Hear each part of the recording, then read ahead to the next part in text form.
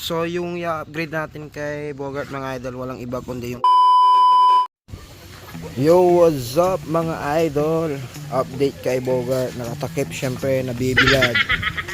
Ilang weeks o months na ata hindi nilalabas si Bogart dahil ginagawa yung kalsada natin dito sa tabi natin mismo syempre.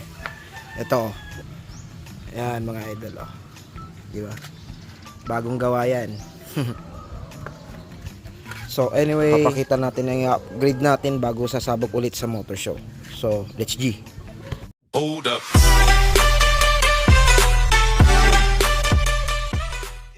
So, panda rin natin si Bogart.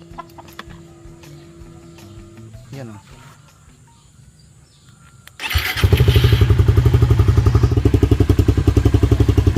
Yan. So, okay na si Bogart. Napanda rin sa wakas mga idol. Pero for sure, napaka-alikabok. Makikita nyo yan. Bigyan na natin ng birit.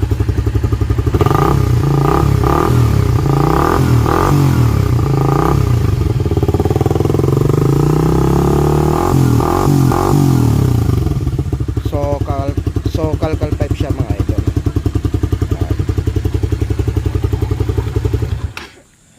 Ayan mga idol, check na natin si Bogart kung gaano siya ka-alikabok. Ayan ah, dito tayo. Sheesh. Ito ba sa may chassis. Sheesh. My God, napakadumi mga idol. Talagang nakastack lang dito si Bogart eh. Ito malala. Oh, kinakalawang na yung ventilated disc natin. Oh, yung rim natin oh. Oh, sobra na yan insan. Grabe si Bogart. Dito tayo sa kabila mga idol. Ito, check yan. Sheesh. GRP baka naman. Joke lang. Talagang malikabok si Bogart mga idol oh. Ayan oh.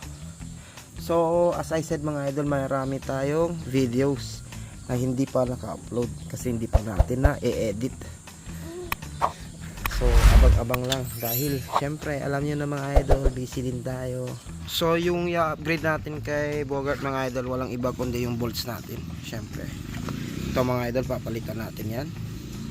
Gagawin natin GR5 bolts.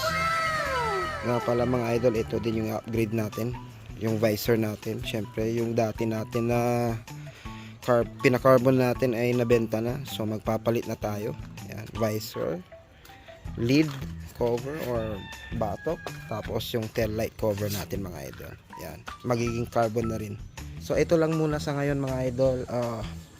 Ganyan pa lang si Bogart, abang-abang na lang, kita-kits sa mga motor show. So yes, as always mga idol, thank you for watching and salamat sa mga solid supporters ko dyan. Ride safe and peace out. Subscribe.